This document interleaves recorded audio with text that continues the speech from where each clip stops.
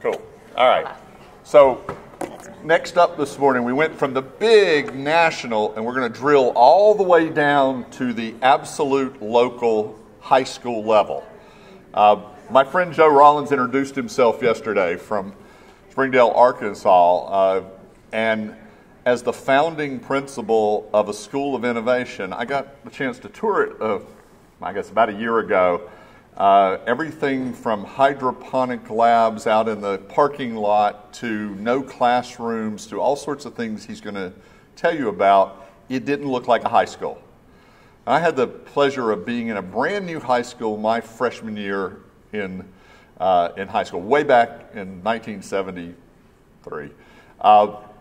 And that high school didn't have any windows because we had an energy crisis, and so there were no windows. There were some skylights, and it looked like a compound to keep everybody in their lanes.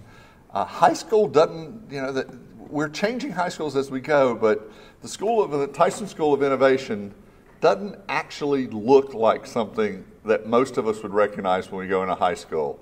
And it was prompted by a lot of thinking on the community's part about what they needed to come out of that high school after a few years. So I'm going to give Joe a clicker in a second.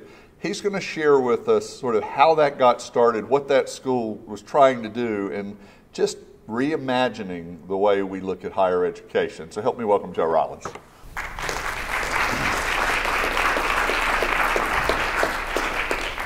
Thank you very much. Got to get used to my new jewelry here for a minute. So over the last couple of days, we've had some conversations that are more than near and dear to me. I love to ask those big, dangerous questions, and honestly, I think that's why we were brought here. Maybe the most dangerous questions you can ask in your community are those three right there, because you never exactly know what kind of answer you're going to get back depending on the audience you're in. If you were to walk into your school buildings and talk to your principals, talk to your superintendents, and just ask, if you could do anything different, what would it be and how can we help you get there? You might be surprised how easy that conversation starts. To the educators in the room, I'm going to tell you, I spent a lot of time knocking on doors around the community, talking to business leaders, waiting patiently in waiting rooms until they were ready to meet with me. But having that open conversation about how can we do this better. We've heard the conversation. Just show of hands. How many of you have take-home kids of your own? Okay. How many of those kids are now in college? And my condolences to you. I'm sorry about all that for your checkbooks. I apologize. How many of those students left high school with a good plan? This is exactly what I want to do. This is my plan to get there. And this is what I'm going to have on the other end. That's a harder conversation to have, right? That's kind of where we started. We named it the Don Tyson School of Innovation because we knew that change was needed. And this is a large reason why. If you look at the demographic shift that we've seen in Northwest Arkansas, just over the last 20 years, if you look at the minority shift that we're seeing, we actually have more Marshallese families in Springdale, Arkansas than they have in the Marshall Islands right now. Anybody here speak Marshallese? There are 44 languages spoken right now in Springdale, Arkansas. That's a district of about 23,000 kids. They're about 73% free and reduced lunch. That in itself brings its own set of learned behaviors. We were talking yesterday when the fellows were here. I was talking about learned behaviors, learned expectations, because our kids, they know what they see. A lot of our kids might be lucky if they know what mom and dad go off to do at work. But really, that's the limit of a lot of their scopes. You add into that multiculturalism, you add into that multi-levels of income, those learned behaviors, you have some issues to contend with. So as we start looking at the shift here, current population, we're actually pretty close to that 2022 projection right now. We're a little better than 550,000 in the region right now. There's a reason for that. If you start looking at Fortune 500 companies around the country, that great big dot in the middle is kind of all-inclusive of where we are. You know, Christmas time is coming. Anybody already got your shopping list started on Walmart.com? Anybody care to guess what Walmart's gross revenue was last year? A little over 500 billion. More than the combination of Apple, Target, and Amazon together. And that's a nice statistic. I don't get to see any of that. I wish I could. But what does that mean?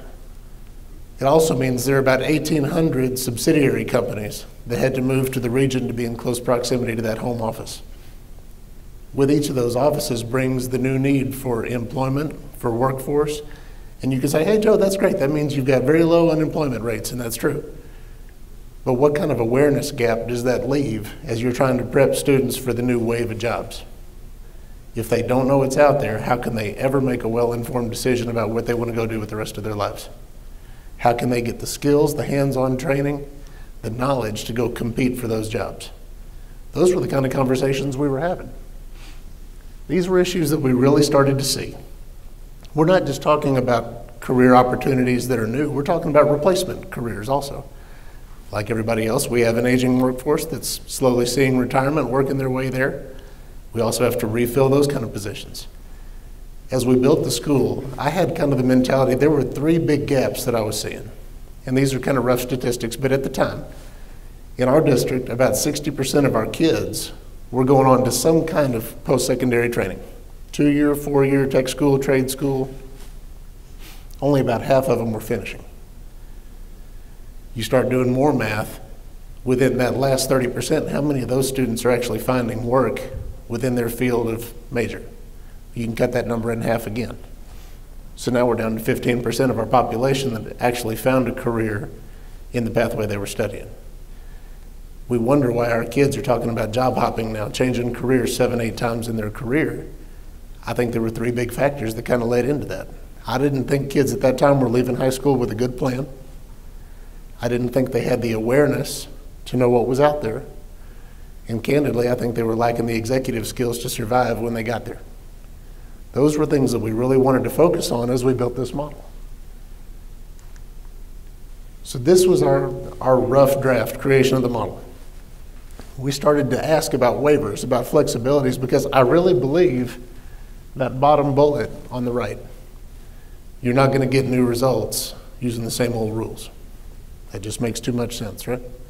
So we started to look at things. We asked for specific waivers from our State Department of Education, and it took several visits, just to be honest with you. We started looking at things like the traditional bell schedule, seat time versus proficiency. Did you know that it takes everybody 36 weeks, 45 minutes a day for 5 days a week to learn algebra? It does, right? That's how long it took us. How many of you have kids of your own again? Do they learn the same way that you did? I hope not. My guess is they're far more collaborative. Technology comes a lot easier to them. And they want extended personalized learning opportunities, right? Those are some of the things we started after early. Now let's talk about the career and technical side of things. Did you know you could have a PhD in engineering and not teach an 8th grade robotics class? You can teach it at the university level, but you can't teach it in a high school. Somebody explain to me why that makes sense. Things that we did, we applied for a waiver from traditional teacher licensure. Had to go back to the state board a couple of times, but we got it done. In those career fields, we started to hire industry professionals. So current fields that are on campus, diesel technology was a big one, and they also do welding in the same lab. Agriculture, urban ag, and business go together. Medical professions with a CNA certificate that actually bumps their way past up to almost into an LPN by the time they leave. Big skilled trades field, so we had a lot of conversation about what are the right credentials that our local industries are looking for. Yesterday, we talking about manufacturing, we heard NIMS, I saw that mentioned. We're an NCCER campus, and we like it because it's a la carte. You can have multiple teachers, multiple pathways, all going into this NCCER credential. We like the flexibility. Now this year, we're in phase 2 of construction of the building, and we're adding industrial maintenance, a larger welding facility, culinary arts, and precision manufacturing also, because it partnered up with what our business partners told us they needed. So, that word of partnerships is real dangerous. The conversations in here this morning kind of led me down this road, and I'm going to do it again. How many of you have good relationships with your career and technical teachers in your respective school districts? Okay. Does that relationship involve primarily being a part of an advisory council? Okay. I'm going to tattle on myself for a minute. I was a career and tech teacher for several years. I was a career and tech advisor for the district for several years. Are those advisory council meetings really a partnership piece? Or are they more of a checklist item that have to be taken care of? I would tell you in a lot of cases, those are checklist items. So the nature of the partnership that I'm talking about, yes, I want strong advisory council, absolutely, but I need partners who are willing to come in, sit down with our teachers, and I had to recruit the kind of teachers who are open-minded enough to do this, to look at the curriculum, look at the standards that are being delivered, and really ask the question, is this on track with what we need? If you're pursuing credentials of certain varieties, are these even the right credentials anymore? Is this class still relevant to what we need out here? And if the answer to those questions are no, how can we tweak, twist, modify that, make it our own so that it is relevant, so that as kids are coming out of the program, they're more attractive to us? That's a little bit deeper partnership. Now, if you've got somebody who's willing to come do that, whenever we get down to the road of, hey, you know, I really need to update some equipment in my lab, but my district can't help me fund that. Wouldn't it be nice if you had a partner who was already vested in the program who you could tap on the shoulder and say, hey, as you're cycling equipment out of your program, out of your labs, we could sure use some updates in our lab. They've already got some skin in the game at that point because they put their stamp on what you're doing. That's how the partnership started here. The blending of classes. We approached our State Department about new ways to deliver courses. We don't talk about math, English, science, social studies, electives anymore. We talk about STEM, we talk about humanities, and we talk about career. That's it. We blend classes. Our maths and our sciences are taught together so that kids can understand the relationship of how they fit.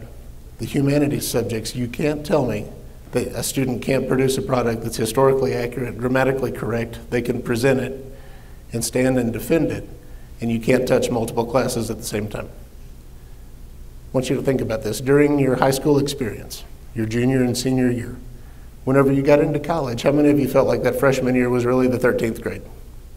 Because you were repeating a lot of the things that you had done your junior and senior year of high school. Anybody? In getting away from that Carnegie unit, seat time versus proficiency, we found about 2 years worth of repetitious material that could be trimmed out of the high school experience. And what we did, that allowed that junior and senior year to focus either predominantly on being a career student with internships, and then those partners would come back and at least guarantee those students an interview at the end of that experience. Or kids were becoming full-time college students, and in May we'll have kids walking across the stage with both a diploma and an associate's degree with real-world experience under their belt all at the same time. That's what some of the waivers were doing, and by the way, we are a public school. I see some of the conversations about, well, are they a charter, are they private? We're a district conversion charter school. Very much a public school. We just simply ask for permission to do things differently.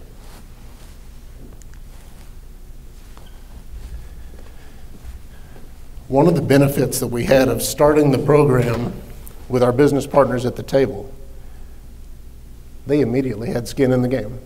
What you're going to see are business and industry vice presidents, professionals in the classroom with kids. They're not sending their newest to the line. They're sending the folks who can make the decisions about hiring, firing. They're truly mentoring kids.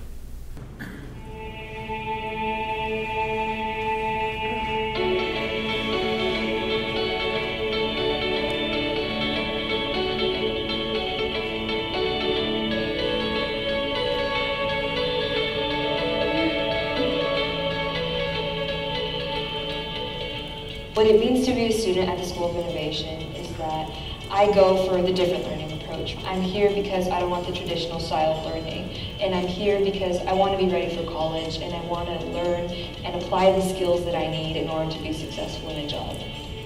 It's just an incredible accomplishment for Springfield to provide this groundbreaking opportunity to embrace new methods of teaching and developing young people at an earlier age and giving them a real leg up on success.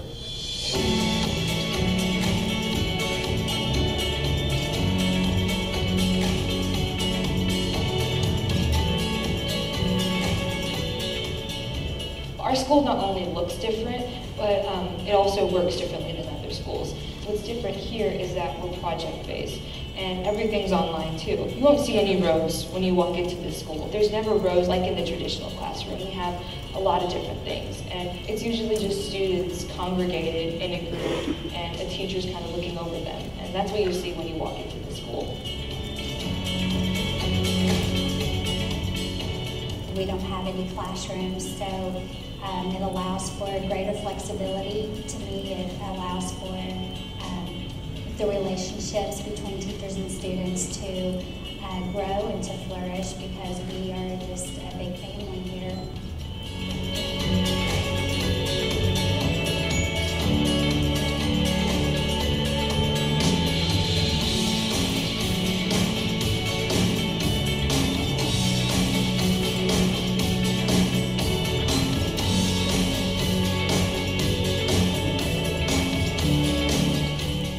This is Devontae.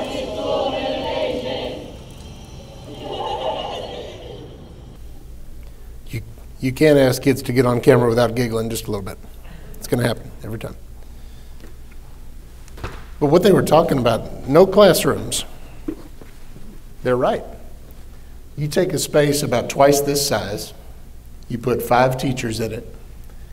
What kind of teachers are you going to recruit? By the way, there are no interior walls in these spaces. There are 6 major learning spaces right now for their core subjects, and then obviously for safety reasons, our labs are a little bit separate. If you're trying to avoid hiring the teacher who hides behind the desk and passes out the worksheet, tell them they're going to be on stage all day long in front of 150 kids in that zone with 5 of their peers watching them all day long. The only time I would get on to teachers would be if I could see what they're doing in any traditional classroom that I've ever witnessed. That was it. It was engaging. It was up on their feet. It was true relationships with teachers. The reason that I'll show that video, the young lady who was speaking to you, she was a second-year ELL student. She moved in from Guatemala. She was now, this year she'll be a senior. She's the president of the robotics group on campus. They compete at the national level, and when she got here, she couldn't speak a word of English. She was speaking pretty well on the video. Those are the kind of skills that they emphasize. The time for opportunity is what I wanted to talk about. You didn't see a whole lot of sit and get. I hope you saw on their feet working towards something that students love, but how can we ever expect our kids to know what kind of opportunities are there? This is a snapshot that we took last Friday of employment trends in Northwest Arkansas. We've spent the last couple of days talking about, college may not be the answer for everybody, but do our kids know what the answer is for them? Do they know what kind of plan is out there? Are they aware of what's within 30 minutes of their front door? If I were to tell our kids they could walk in with just an 11-week on-the-job training program and start making $23,000, $24,000 plus benefits, that's more than a lot of their parents make. You think about that. With just a couple of years of education, they're walking out making $54,000, $55,000 a year starting. By the way, with no college debt. These are the kind of classes that we have. Starting in the 7th grade, students at our school have a career awareness seminar that they take every year between the time they start and the time they finish. They build a personalized graduation plan for them. We bring in the career and industry mentors weekly to meet with our students to coach through the model so that that awareness conversation, that communication, that true partnership piece is evident. Every student has that plan in terms of what kind of credentials do I want, what kind of classes do I want to take, what is the end result for me, and this is the steps that I'm going to take to get there. We've talked about it for a couple of days about partnership between schools, chambers of commerce, and I'm going to stay on that awareness piece for a minute because truly our kids know what they see, but they probably don't know much outside that until we get there with them and walk them through it or bring it to them. This was a partnership program with our Chamber of Commerce. It's online. Anybody in the room can look it up if you go to the Springdale Chamber of Commerce. This was a publication that was created. It's a supplement to our career awareness classes at Ames Magazine, and I'm going to go up and we're going to flip through just a couple of pages to show you. Every member in their chamber directory had the opportunity to buy a page and talk about these are our salaries, these are our rates, these are our benefits, this is what we're looking to hire right now. And as students go through this program and have opportunities to interact with these professionals, that becomes a very realistic conversation.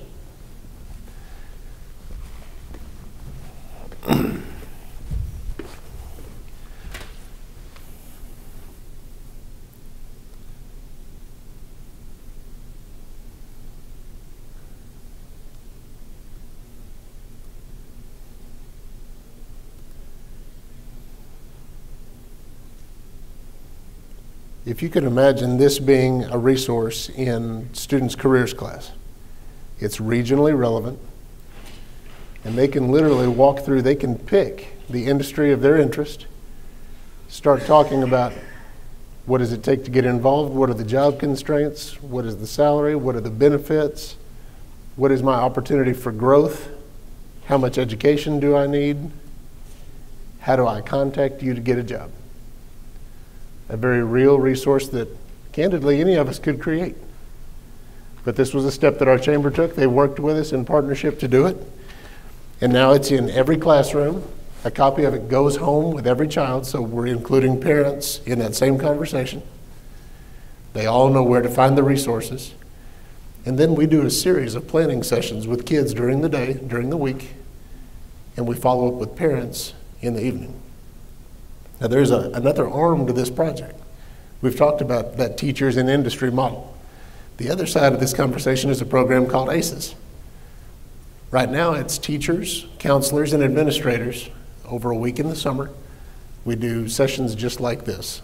Forward thinking, how can we make sure that our kids are getting the benefit of these programs, and then they do the industry tours. They interact with the business professionals. What does it mean to work for your company? How can we help communicate this message to our kids? Now that's meaningful time. Now there is a third arm of this project that's going to start emerging, and it's to do the same thing with our kids. Under that same conversation, they don't know it until they see it, smell it, feel it, they're in the environment. That's the next arm that's going to start emerging at the beginning of this next school year. As long as you have business partners who are willing to help be a part of this model, it opens the door to conversations like this. Why is it that there's a gap between high school and students' next step? A concrete plan would be one problem. Another one would be readiness level. How many of you had that freshman wake-up moment when you realized that nobody was there to hold your hand anymore? I did. Okay. Did this high school that you went to, did that set you up for success going into the world of college? This is not just an either-or conversation, this is both. How can we re-examine our high school schedules to get kids ready? We run a modified block schedule at our school. You meet 2 days a week, there are 4 classes per day. So it's Monday, Thursday, Tuesday, Friday. Wednesday is that, to me, that's one of the more special times on campus. Wednesday, half a day, we reserve to bring in business and industry partners into the school to meet with our kids every week. That's how that mentoring, that coaching, that career preparation piece happens. And then at the end of that, we, like many of you, we have on-campus career fairs. Last time we did one, we had a little more than 80 booths set up in our school. And they were truly hiring kids on the spot for internships, apprenticeships, and then in the afternoon, we opened the doors to our community and they started hiring mom and dad too. If you want to talk about moving a needle forward in terms of employment, let mom and dad know, hey, by the way, we're going to be hiring people at your child's school this week. You ought to come by. They'd come sit down with us. Okay? To me, this is very important. This is that career series that we embed. It's not just a one-shot kind of class. Most of us probably took that career preparation class that was a semester or so, very superficial, very topical, didn't let us drill deep enough. This is led by business and industry members in our school. It's every semester from 7th grade until the day they graduate. And that's how they build these graduation plans. I have copies of this graduation plan. I'll be glad to send them to you. It's a drop-down menu. It's a planning session. When mom and dad come and sit down, they say, we want our child to have a 2-year associate's degree in this kind of career technical experience. Great. Drop-down menus, these are the classes you need to take in progression. So that mom and dad have a copy that are on their refrigerator. They know what their child is doing every semester. The other side of that communication piece, we ask our teachers to record their lessons, post those to their websites, so that mom and dad see what's going on in the classroom also. That way, whenever you ask the question to your child, hey, how'd you do in school today? Well, guess what? You already know the answer before they get home. Kids hate that feature, but the parents love it. Because the same thing will happen. It will ping their cell phone whenever an assignment is posted or when it's submitted or when a grade is posted. So now you don't have moms and dads saying, I don't have a clue what's going on at school, because we can literally send them all the information they want. This is what we really teach in that career preparation series. Our kids might know what kind of career they want, but you can't drive this home hard enough. We've talked about it several times over the last 2 days. This was a survey done by our local employers. Whenever I show this to kids, I hate to say it, I have to take that 4th bullet off, most of them, because I don't really want that to be talked about, but it's true. Our employers want solid people who show up daily, who have the soft skills, the executive skills to survive. And we talked about what kind of in-house training programs are available. Yeah, the truth is, most companies have their own flavor of onboarding and in-house training. But wouldn't it be nice if we could start chipping away at some of that before they ever leave? Trying to bridge that gap between high school and whatever comes next. Pretty similar, isn't it? Doesn't really depend on what the pay rate is. We all want good folks. We've kind of talked about some of the flexibilities, the waivers, just to make sure that we're all on the same page. Getting away from the Carnegie unit, stepping away from the traditional teacher licensure program, stepping away from traditional calendar, asking for the flexibility to blend classes, from traditional boundaries and attendance zones were some of the big ones. If students can drive to our campus or get to our campus, we take them from all around us. And then we also have a virtual school that takes students from farther away if they want to be a part. How many of your school districts are currently shopping for a student management system? There are as many of them on the market as there are schools to buy them. And I can tell you all the horror stories and the ones that we've burned through in the process to get to where we are. Right now we use the platform called Schoology. We like it because it's comfortable to our kids. It's more like a Facebook feed. They understand how it works. Mom and dad understands how it works. That's our communication tool with home. That's how we post assignments. We get them back. We communicate with mom and dad about upcoming events. It works for us. And it also stores all the videos that our teachers post, so mom and dad can see them, kids can see them. And now let's talk about the dangerous questions. If you were to ask the what if, the why not, what would you change? This is one of those sessions that maybe we've gone through some of this. Maybe I can help think through some of it. We've talked awareness, communication, partnerships, the depth of those partnerships, tangibles at the end. What kind of conversation can we have? What kind of changes would you like to see? How can I be a resource to you? I don't present this as the silver bullet to all, but I do present it as a model that's working. We opened 4 years ago with a pilot base of 200 kids. If you walk in the door today, there are a little over 1,300 kids in this campus, grades 6 through 12. No feeder pattern. It's by student choice only. And that's how many kids are electing to come be a part of this new model. Business partnerships, last year we had a little over 300 business partners in the building. Some of those were speakers, some of those were career fair members, all of them were coaches and mentors. The awareness piece, the partnership with our chambers. We've said it 100 times over the last 2 days. Kids know what they see. If we don't make it our business to get out there and show them, that's on us. You know, we've had the conversation a couple times about talent recruitment and retention in the region. go ahead and get your smile on, but powerhouse perennial football programs, how do they do it? They recruit. The awareness is there. Why wouldn't business partners want to do the same thing? You can't expect our kids to understand what kind of benefits are out there for them if we don't bring them to our kids.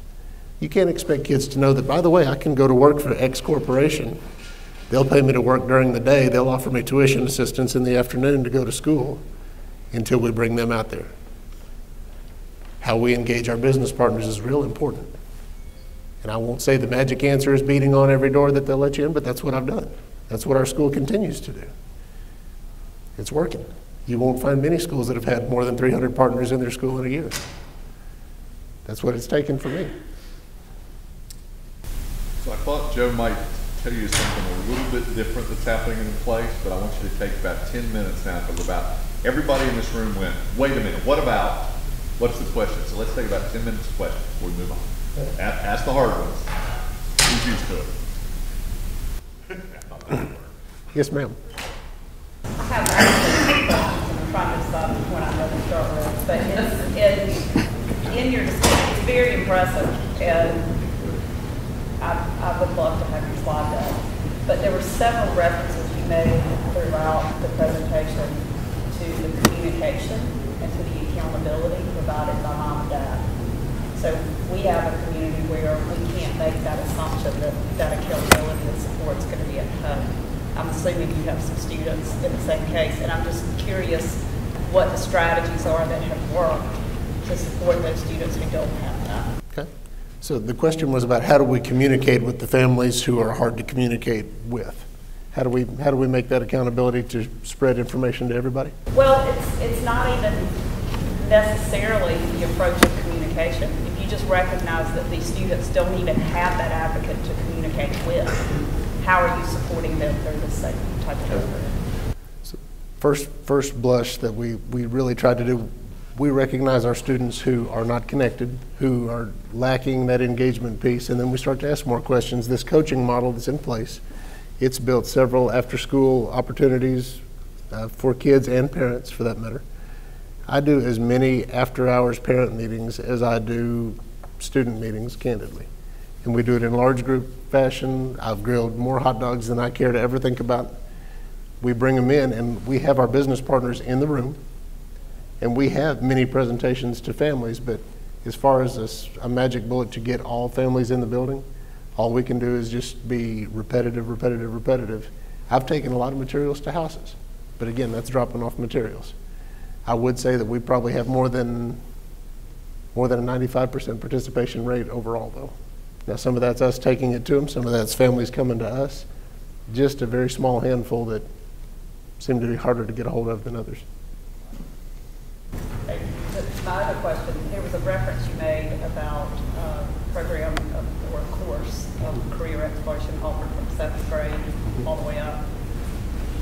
I missed, is that required? How's that integrated into curriculum?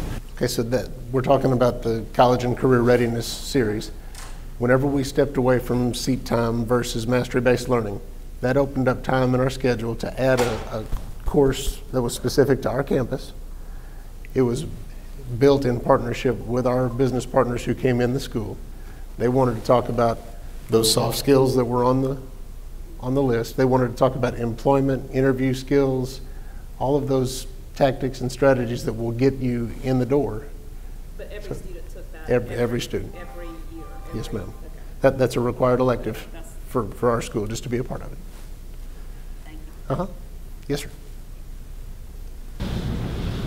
So, in a lot of communities I've spent time in, there's no sense of excellence. There's no sense of, everybody says, oh, this is a great place to raise kids. You look at the data, it's a lousy place to be. This looks different. You got 3 high schools? Yes, sir. So, how do you get people in Springdale? How did you get people in Springdale to believe, in fact, that where they went to high school was irrelevant and they need to really go a different route, and part of that route needs to really be focused on that. Long story cut reasonably short. I've had multiple parent meetings, and I ask a lot of these kind of questions.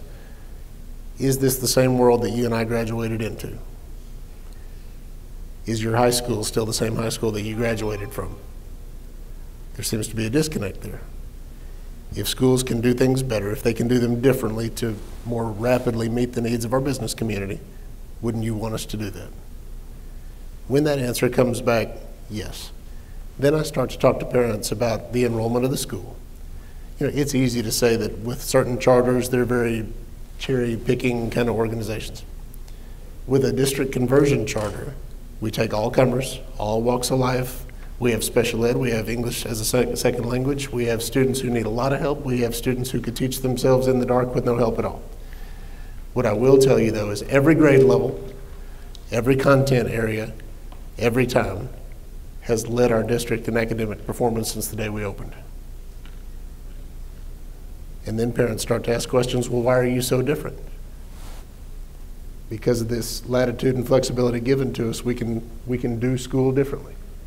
We can partner in stronger ways, we can teach in stronger ways, stepping away from those outdated rules. Starting to get a lot of traction with other schools in the state, starting to ask for some of the similar waivers. I'm excited about it, I really am. So when you suspend a kid and a parent shows up, does the parent support quality education over, well, what makes it special? Just like everybody else's child. They're all special, right? Whenever, and I will tell you, in a school where students have to elect to attend, whether it's open enrollment or not, the culture is different. Because they understand they're in a very different place. They have an opportunity there that if they decide to leave, somebody's waiting to take their spot. We don't have disciplinary problems near to the effect that I've experienced in any of my other school buildings along the way. And on that rare occasion when we do have to send students home, those recorded classes, you're not missing class anymore. You don't get in trouble just to go home. I still expect you to turn in your assignments online in a reasonable time frame. Sorry that you misbehaved today. Do your work. And then I have the business partner follow up with that student, the business partner who's doing the mentoring. I said, Joe, you don't get to do that in the workplace. What are you doing? Man, I got to tell you, I'm disappointed. And if you want that internship with me, you better get your head up. I've had that conversation a couple of times and it works. They're a lot more worried about what that business partner thinks than what I think. And they'll come back and say, hey, do I need to write a letter? I'm sorry, I don't want to miss work. I don't want to miss my internship. I'm really sorry. A little bit more clout there. Good question, though. Yes, ma'am. So your school title is very challenging. It's 2018, 2014, innovation is not innovative. How do you stay innovative? I mean, that sounds like a full-time job for at least a team of people to stay ahead of the curve on everything. It's a moving target, right? You know, by definition, innovation is continuous improvement, right? So whenever we talk about, especially these career and tech programs, whenever we have advisory council meetings, they're doing exactly what I'm describing. They're digging into the content, they're looking at the projects that kids are doing, they're looking at how that applies to where they are now. You know, use the easy example of IT. How many different programming languages have changed in the last 2 or 3 years? Well, historically, the State Department, the standards that are in those classes haven't been able to change as quickly. So whenever we talk about tweaking, modifying, how can we layer that into what we're already doing so that we're staying current? So rather than just have the advisory council meeting where you come in, you hear the presentation, thank you for my donut, have a nice day. I ask those advisory councils to stay, go through the content, go through the projects, meet with the teacher. And again, that helps because a lot of those teachers are current or recently current industry members. So they understand the need of staying current with those classes. Yes, sir. District conversion charter is not a term I'm familiar with. Can you explain what that is? Sure. And then also what your relationship is with your school district superintendent, school board? That's a tricky question. All right. District conversion charter and that may be Arkansas terminology, public school that has approached the State Department for waivers from traditional standards to do school differently. We still take all comers. We're still recipients of district and state funds. We cannot eliminate or exclude anyone from enrolling. We simply do a first come, first served basis until we fill up. The only reason that charter is in our title is because we had to ask for those special waivers from state code. The relationship with our superintendent, that's fun. He's my dad.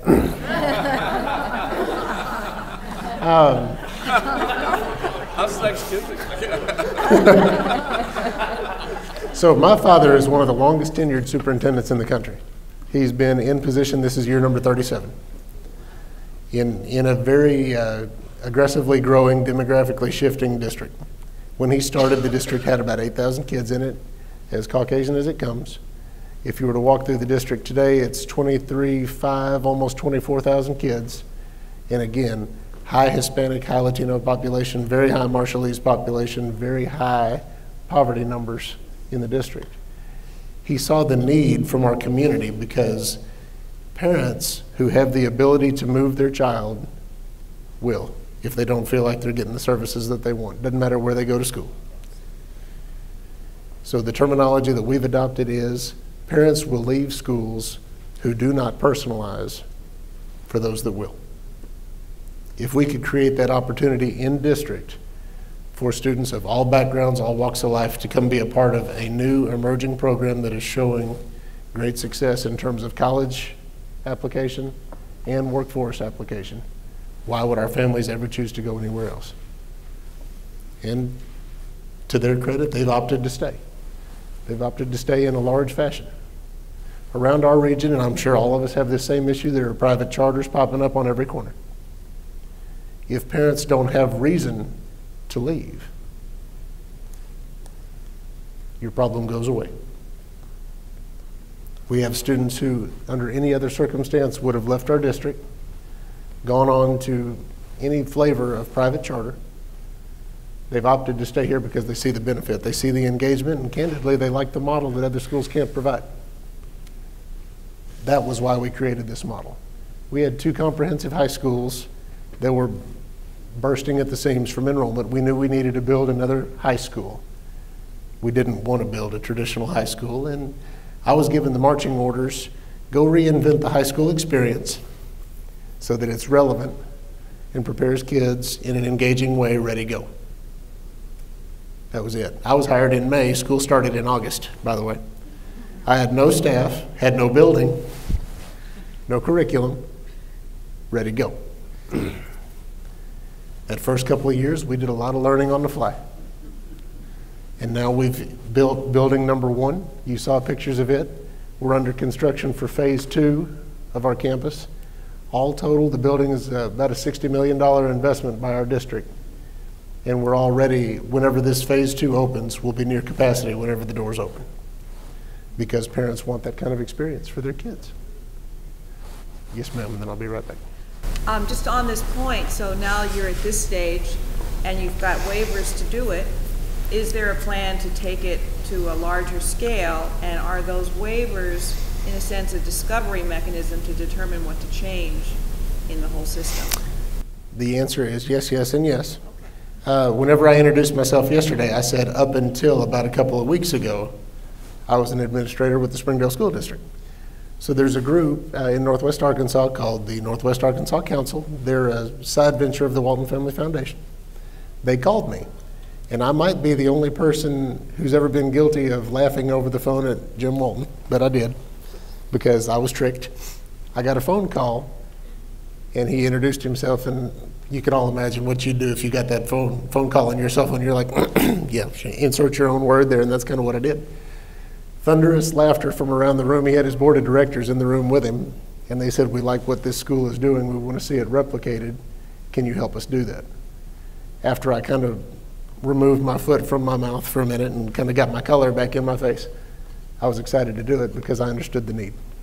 So now my work is trying to help districts, communities who want to start trying to push the envelope in terms of personalizing for student outcomes. So that's what I get to do now. So the answer is yes. I think the initiative, the drive is to help, to be a resource. Maybe this is too big of a bite for a lot of districts to step into at once. Maybe there are steps along the way that will help move things forward. I'd love to be a resource if I can help you. There are a lot of lessons that I've learned that I'd love to share with you so you don't have to relive those on the front end. Yes, ma'am. Yes, sir. Mine's a simple question. Some similar schools are based on an application model. You apply, you have to be selected. Why did you go the route of sort of first come, first serve? Anyone who wants to come can come as long as he can, as long as we have the capacity to meet. Okay. So she asked this model versus being a selective application process where you go through the interviews. Why did you choose to accept all comers? There are two sides to that. Number one, being a public school, you're required to take all comers. But number two, it's a personal philosophy. I don't want to limit these kind of experiences just to the families who could afford to be there or who could afford to transport their child. If we're looking at those demographics of our community, and again, we're growing in terms of our minority, in terms of our poverty levels, if we want to start moving a community forward in terms of workforce capacity, we have to make sure that we're giving all of our students the ability to see past what they see at home. That's why we went that way. If students can have those kind of business partnerships, those kind of experiences, maybe they see past what mom and dad do. So let me rephrase that. So some schools are still public schools, but it's based on an application process, so it's not the barrier isn't being able to pay or transportation necessarily. They have just chosen for whatever reasons to do application process and select out of a number of applicants. Okay. So in our mind, and there's some schools in our state who hold a lottery and things like that to get in. There were some questions about the efficiency and the accurateness of that lottery process. So we posted from the get-go. It would be a lot cleaner if we just simply posted, when is our application window going to open? We'll accept X number of students until the list is full, and then we'll start to feed from that list just for transparency of the process. And really, we got a much more diverse group than I expected our first year, and it's been that way ever since. I like being able to tell folks that this is truly a model that any student can come be a part of and be successful if they choose to. Let's thank Joe for being with us.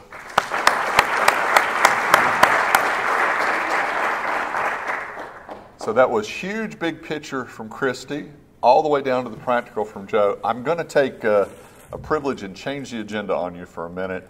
I'm watching the room. It's a little fidgety. Let's take a 15-minute break.